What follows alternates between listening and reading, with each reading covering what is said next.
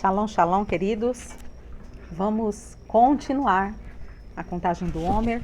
Hoje, 35º dia da contagem do Homer. Meu Deus, como tem passado rápido, né? É algo tremendo porque os dias passam. E aí tem pessoas que passam contando, vigiando, se entregando, se preparando. E outras passam como se nada estivesse acontecendo. Porém, todos os dias passam para todo mundo, né? Por isso que a Bíblia fala que nós temos em Salmo 90:12, diz que aquele que conta o tempo, aquele que entende, alcança o coração sábio. Ensina-nos Deus a contar os nossos dias para que alcancemos o coração sábio. Então, quando a gente aprende a contar o tempo, né? Tá ligado nesse tempo, ter discernimento, a sabedoria. Por que é a sabedoria? Porque quando eu entro no tempo de Deus, eu recebo do que esse tempo de Deus tem para liberar sobre a minha vida. E eu louvo a Deus pela sua vida, que está aí firme e forte, 35 dias já, se esforçando, se dedicando, rompendo, crescendo, né? Avançando no Senhor, nos projetos do Senhor, nos planos, na vontade do Senhor que é boa, perfeita e agradável para a minha vida e para a sua vida. Hoje, continuando, né, segunda parte, falando do espírito de fortaleza, e a gente vai avançar mais um pouquinho. Eu quero dar uma continuidade, pegando uma outra direção, mas uma continuidade do que eu falei ontem sobre fortaleza, esse lugar seguro. E eu quero ler com você 2 Coríntios, abra lá, 2 Coríntios, capítulo 10, versículos 4 e 5. São os dois versículos que nós vamos ler hoje. Diz assim: porque as armas da nossa milícia não são carnais, mas sim poderosas em Deus, para destruir fortalezas, destruindo os conselhos e toda altivez que se levanta contra o conhecimento de Deus, e levando cativo todo entendimento à obediência de Cristo. Aqui esse texto deixa bem claro que a manifestação do Senhor libera sobre nós armas, e essas armas elas vêm para destruir fortalezas. Então existem fortalezas nas regiões celestiais, espirituais. Existem fortalezas que não é a fortaleza de Deus, que é a fortaleza maligna, a fortaleza do inimigo. Como que eu vou parar dentro de uma fortaleza? Através de traumas, através de condutas pecaminosas. O pecado faz separação entre nós e o Senhor, e isso me prende fragmentos da minha alma. Ligação de alma, várias situações têm o poder de prender fragmentos da minha vida dentro de fortalezas. Então, existe uma fortaleza que não é a fortaleza do Espírito, que não é uma fortaleza de Deus, uma fortaleza do céu. É o que diz esse texto. E hoje eu vou ser mais breve, um pouquinho mais rápida, porque eu estava em ministração agora e eu tenho Shabat daqui a pouco, então eu vou dar uma acelerada no tempo hoje. Mas eu não quero deixar de ter qualidade com vocês, amém?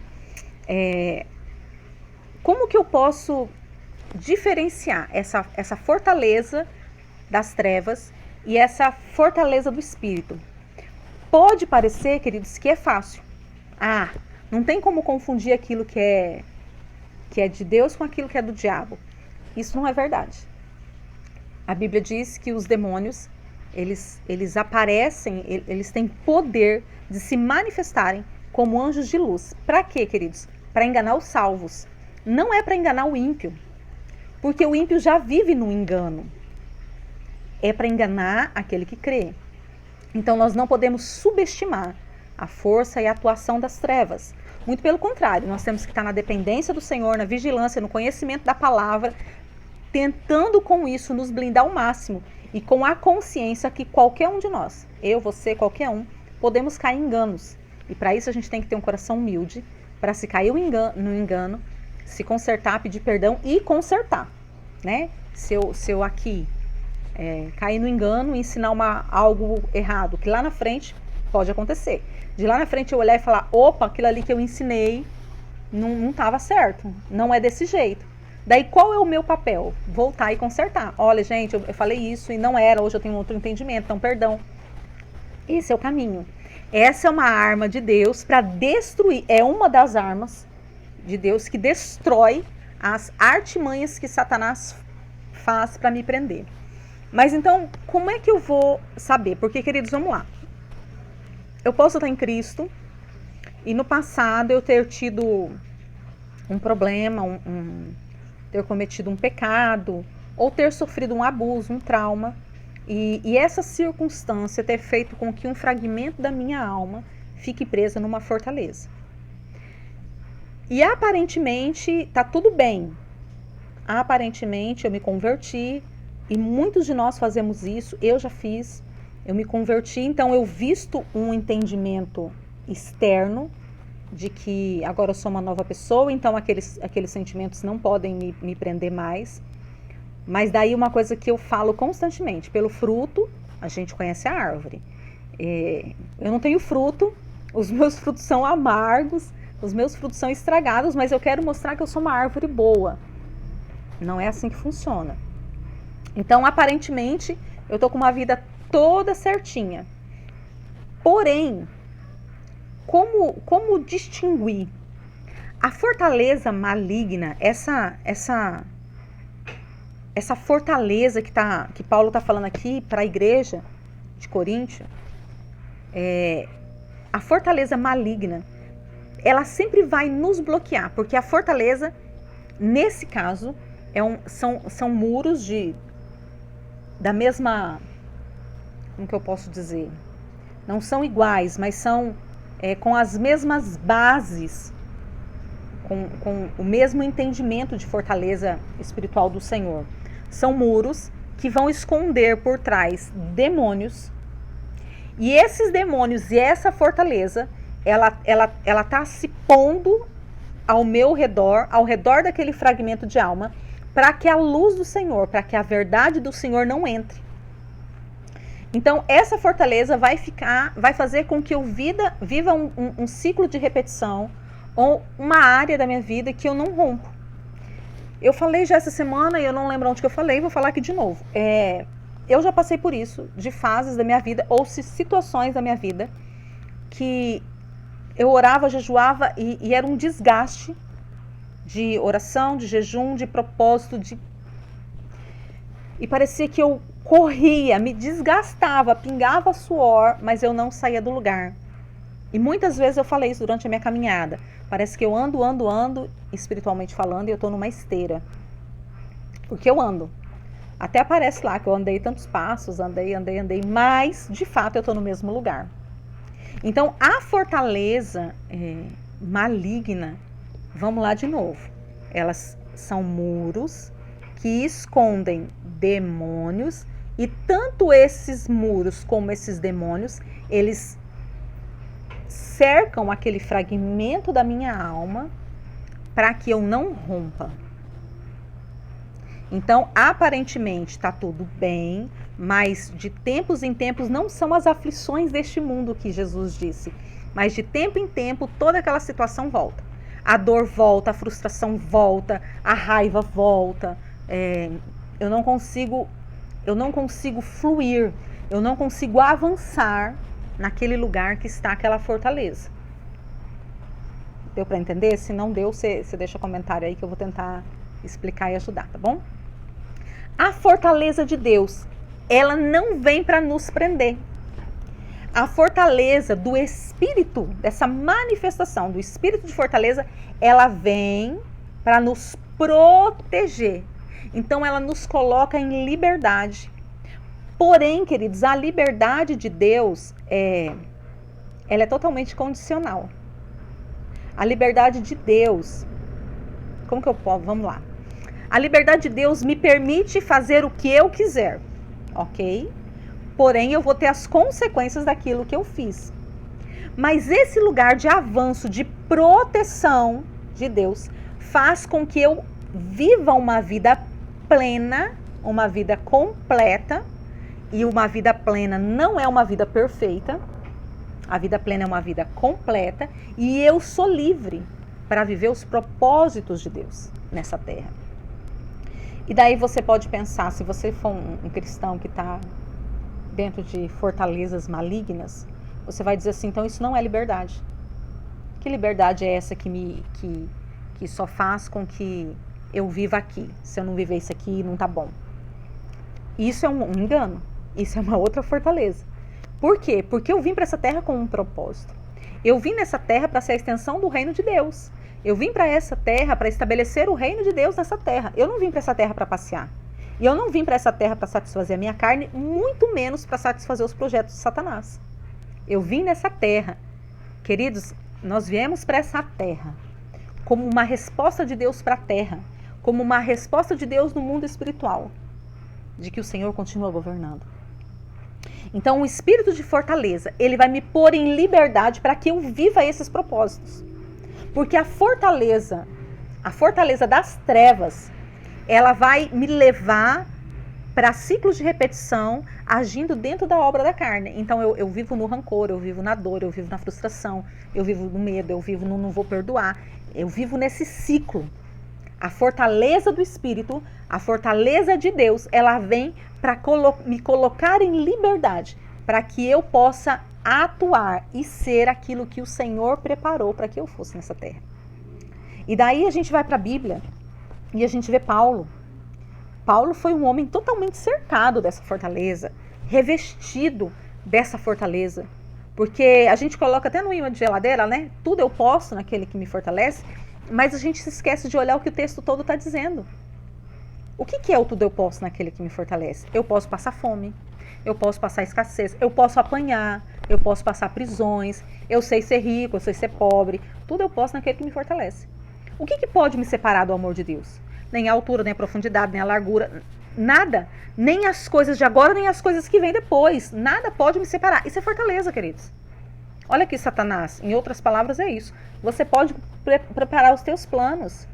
O Senhor vai frustrar, e aquilo que não for frustrado, eu vou continuar. Eu vou sofrer, eu vou chorar, vai doer, eu vou ter a noite ruim, eu vou ter a noite de lágrimas, eu vou viver a aflição dessa terra, porém eu vou permanecer. Porque sobre mim está a fortaleza do Senhor, e nessa fortaleza eu consigo romper. Eu consigo viver bem, ainda que tudo vá mal. Eu consigo prosperar, eu consigo avançar, ainda que tudo vá mal. Não é por causa da minha força. A minha força, como eu falei ontem, ela é revestida da força do Senhor e ela me faz avançar. Queridos, em nome de Jesus, eu quero quebrar essas teorias malignas que pregam uma vida que não existe evangélica. E que traz um julgo. Se você não está bem, se você está com problema no casamento, se suas finanças não estão bem, não sei o que, é porque em alguma coisa você está errado, você está em pecado.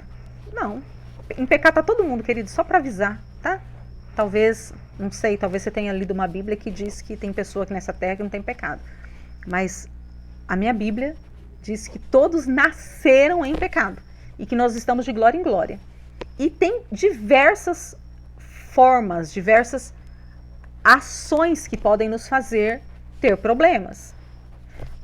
Pode ser um pecado, e se for um pecado, tem conserto.